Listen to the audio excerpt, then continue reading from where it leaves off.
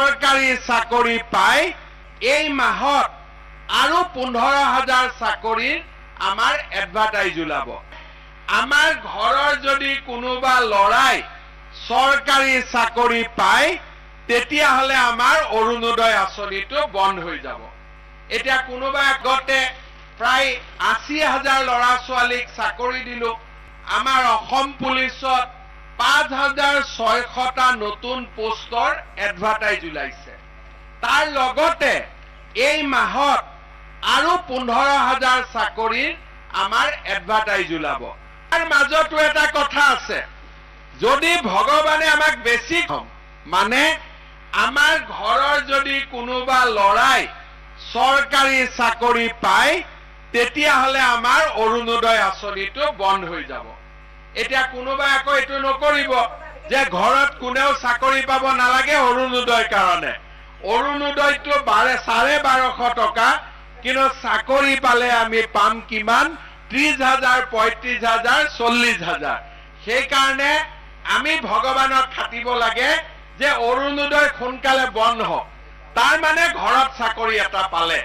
গতিকে আমাৰ কথাটো হল যেতিয়ালৈকে আমি ঘৰত কোনেও চাকৰি নাপায় তেতিয়ালৈকে অৰুণোদয় প্ৰত্যেক মাহৰ 10 তাৰিখে আমি পাই গৈ থাকিম। কিন্তু আজিকালি আমি কেইদিনমান আগতে প্ৰায় 80,000 লৰা ছোৱালীক চাকৰি দিলো। তেতিয়া যিমান লৰাই চাকৰি পালে সবেই নিজৰ ঘৰত যদি অৰুণোদয় আছিলে অৰুণোদয়টো তেওঁলোকে বন্ধ কৰি দিলে যে আমাক অৰুণোদয় নালাগে। যোৱা 7 তাৰিখে আমাৰ অসম পুলিচত 5,600টা নতুন পোষ্টৰ এডভাৰটাইজ ওলাইছে। তাৰ লগতে এই মাহত আৰু 15,000 চাকৰিৰ আমাৰ এডভাৰটাইজ ওলাব। মইতো বিচাৰো যে অৰুণোদয় পৰিয়ালৰ লৰা ছোৱালীয়ে চাকৰি পাওক আৰু তেওঁলোকৰ অৰুণোদয় বন্ধ হৈ যাওক। কিন্তু আমি যেতিয়ালৈকে ঘৰত সৰকাৰি চাকৰি বা ডাঙৰ ব্যৱসায় আমাৰ নহয় তেতিয়ালৈকে আমি অৰুণোদয় আঁচনি আমি পাই গৈ থাকিম।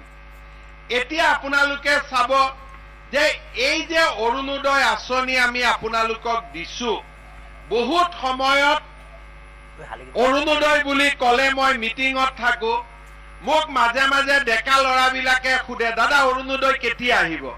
কেতিয়াবা মতা মানুহবিলাকেও সোধে অৰুণোদয় কেতিয়া আহিব? তেতিয়া মই ইহঁতক কওঁ যে অৰুণোদয়ৰ লগতো মতা মানুহৰ কোনো সম্পৰ্ক নাই। অৰুণোদয়টো হল মহিলাৰ বস্তু আৰু এইটো মহিলাৰ সম্পত্তি। কিন্তু আজিকালি মতা মানুহবিলাকেও ঘৰত ৰখি থাকে যে অৰুণোদয়টো কেতিয়া ওলাব, মহিলাৰ পৰা বেংকৰ চহীটো লৈ টকাটো উলিয়াই লৈ ল'ব। আচলতে সেইটো নহয়। অৰুণোদয় আমি কিয় দিছো?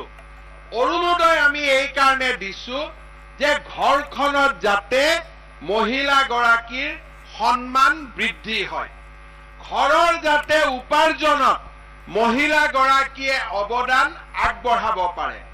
এতিয়া আমি আপোনালোকক এই কাগজখন এইবাৰ আমি আপোনালোকৰ হাতত তুলি দিছো। ইয়াতে আপোনালোকে দেখা পাব যে আমি অৰুণোদয় কিয় দিওঁ। অৰুণোদয় আমি এই কাৰণে দিছিলো যে প্ৰথম আমি 250 টকা, এই 1250 টকাৰ 250 টকা আমি এই কাৰণে দিওঁ যাতে আপোনালোকে লাইটৰ বিলটো আপোনালোকে সৰকাৰি টকাৰে দিব পাৰে। অৰ্থাৎ যিমান লাইটৰ বিল আহিব দুখীয়া মানুহৰ তাত 250 টকা আমি অৰুণোদয়ৰ পৰা আমি চৰকাৰক দি দিম। তাৰ মানে চৰকাৰৰ টকা চৰকাৰৰ পৰা বেংকত লৈ আকৌ আমি চৰকাৰকে লাইটৰ বিল বুলি আমি দি দিম যাতে ঘৰৰ পৰা আমাৰ লাইটৰ খৰচ খুব কম কৰি যাব পাৰে। দ্বিতীয়তে আমি 400 টকা এই কাৰণে দিওঁ যাতে আপোনালোকৰ ঘৰত যদি হস্পিটালত কিবা মেডিচিন নাপায় সেই বেমাৰ আজাৰ হলে আপোনালোকে যাতে মেডিচিন আপোনালোকে কিনিব পাৰে। দ্বিতীয়তে আমি 200 টকা আপোনালোকক এই কাৰণে দিওঁ যাতে আপোনালোকে ঘৰত 2 কেজি দালি আপোনালোকে কিনিব পাৰে। 4 কেজি দালি হলে আধা টকা আমি চৰকাৰে দিলো, তাৰ মানে 50% ৰাজ সাহায্য, বা 4 কেজি দালিৰ জাগাত আপোনালোকে 2 কেজি দালি যাতে অৰুণোদয় আঁচনিৰ পৰা আপোনালোকে কিনিব পাৰে। আমি আপোনালোকক প্ৰত্যেক মাহে এই 1250 টকাৰ পিছতে আমি আপোনালোকক আৰু 80 টকা দিওঁ, যাতে আপোনালোকে ঘৰত 2 কেজি চেনি কিনিব পাৰে।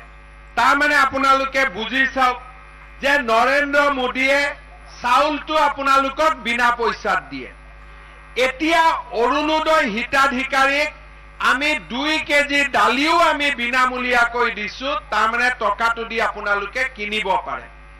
2 কেজি চেনি আমি আপোনালোকক বিনামূলীয়াকৈ দিছো, এই টকাটোৰ পৰা আপোনালোকে কিনিব পাৰে।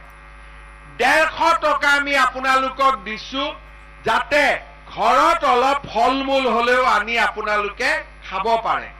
আৰু 170 টকা আমি এই কাৰণে দিছো, যাতে কোভিডৰ পিছত কোনোবাই যদি কাৰোবাৰ পৰা ধাৰ আদি লৈছিলে কোভিডৰ সময়ত, অন্ততঃ কিছু টকা আপোনালোকে ঘূৰাই দিব পাৰে। 170 টকা, কাৰণ মহিলাই ধাৰ লয় 1000 2000, তাতকৈতো বেছি ধাৰ নলয়। তাৰ মানে এই 1250 টকা এখন ঘৰৰ সকলো দায়িত্ব, অৰুণোদয় পৰিয়ালৰ সকলো দায়িত্ব কোনে লৈছে? চৰকাৰে লৈছে।